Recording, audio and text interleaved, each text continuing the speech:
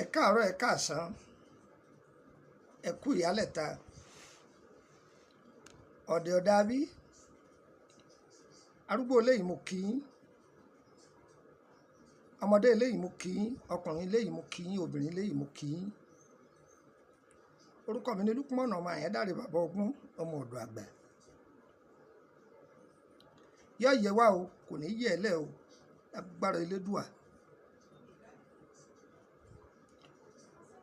Mo wá síbí yìí ní àti wá dá lẹ́kọ̀ọ́ kékeré kan, ìdènà àṣàsí. Kí ni mo pè é? Ìdènà àṣàsí.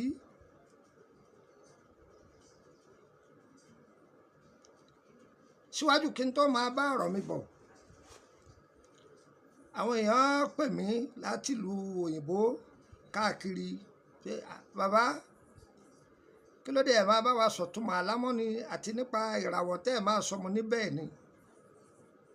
Mo ní ẹ̀kọ́ méjì ò ṣeé jẹ lẹ́ẹ̀kan náà, ọ̀kọ̀ọ̀kan la máa jẹ. Mo ní ẹ ṣe sùúrù fún mi, a bá yín sọ láìpẹ́. Débi pé tá a bá fẹ́ fi ewé àtegbò bíi mélòó kan lẹ̀, a máa sọ̀túnmọ̀ àlá fún wa. Lórí kí ni jẹ́ ìràwọ̀, a sì máa mẹ́nubà òun náà.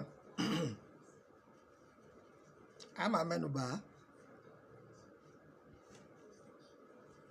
Ṣé mọ ohun tí àwọn baba wa ń pè ní kùkùté? Wọ́n á ní kùkùté ò gbọ́dọ̀ mira, ẹni ó mi kùkùté ara ẹ̀ ló mì o.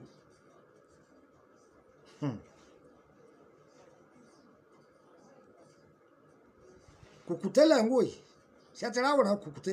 Kùkùté nì.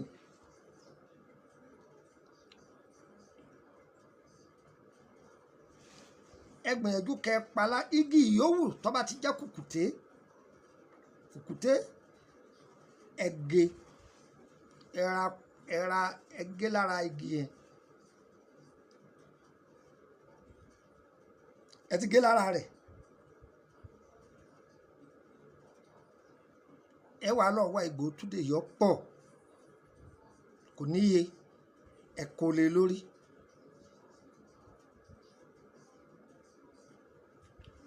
Odidi orí ọká ńlá kan ẹ fi lé lórí. Ẹ gbọ́ mo wí o, odidi orí ọká ẹ fi lé lórí. Ẹ wàá lọ agbo ọ̀gẹ̀dẹ̀. Ṣé mọ̀ pé bọ́gẹ̀dẹ̀ bá dúró, aṣọ rẹ̀ máa ya wọn lára ni. Àwọn ewé rẹ̀ tó ti gbẹ tó ya wọn lára wọn, àwọn tó ya wọn lára wọn, ẹ kò sí. Ẹ bó dídí atare kankun. Kí lẹ wí? Àní ẹ bó dídí atare kankun. Ṣíọ. Ẹ wàá jò. Ẹ jò. Àìlòṣẹ́ ìlóòrò orí ìjókòó láti lò.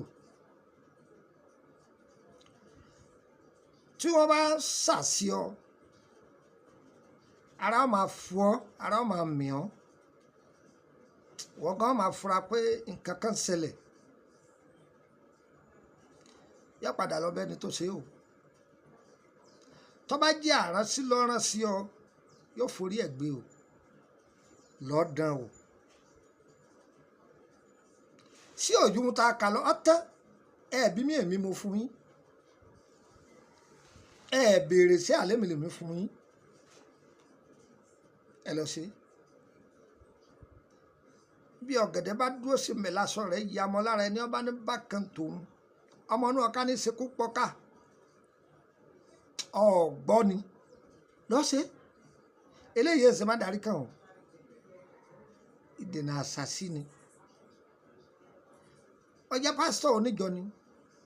Ọ̀gá ilé iṣẹ́ kan ni ọ́ ni, tíṣà ni ọ́ ni, ọ̀ ń tajà lọ́jà ni. Ẹ mọ̀ pé àwọn tó ń tajà lọ́wọ́ máa porí ara wọn. Lọ́sẹ̀ máa tá sára, àbójú olóṣèlú máa tá sára. Máa tá sára.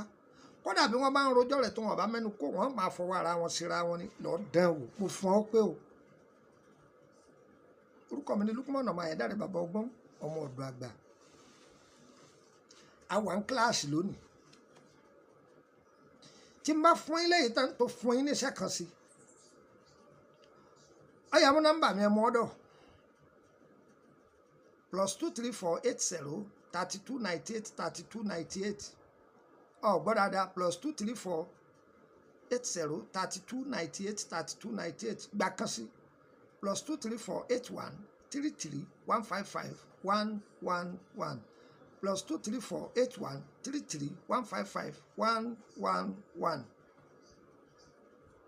tó bá pè méjèèjì dàrẹ́tì tí ó bá lọ n ò sí lórílẹ̀‐èdè Nàìjíríà ni pè mí lórí wàsáàpù ń dọ̀ lóhùn yẹ fún nọ́mbà abẹ̀nẹ̀ kan sí +22954 65 1928 +22954 65 1928 yọ baramu kò ní gbòdì ẹ̀yin ará Abidjan ẹ̀kọ́ ojú lọ́nà lágbára Ọlọ́run títí ìjọ Jímọ̀ yìí ti wà lórílẹ̀‐èdè Benin gbogbo ẹ̀yin tẹ́ bẹ̀ mí ṣẹlẹ̀ ẹgbà sẹ́yìn o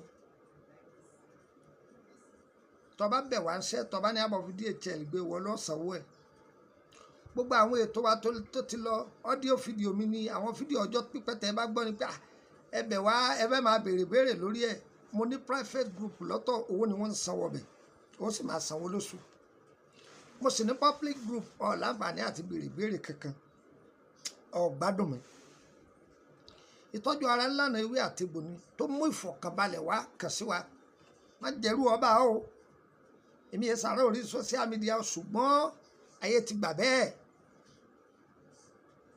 bọ́ọ̀ta àwa náà bọ́ọ̀ta ni yóò dára fún wa o kò ní dálẹ̀ mọ́ wa lọ́wọ́ ire o kàbìtì ire o kàbìtì ire kàbìtì ọmọ yín ní dáhùn o.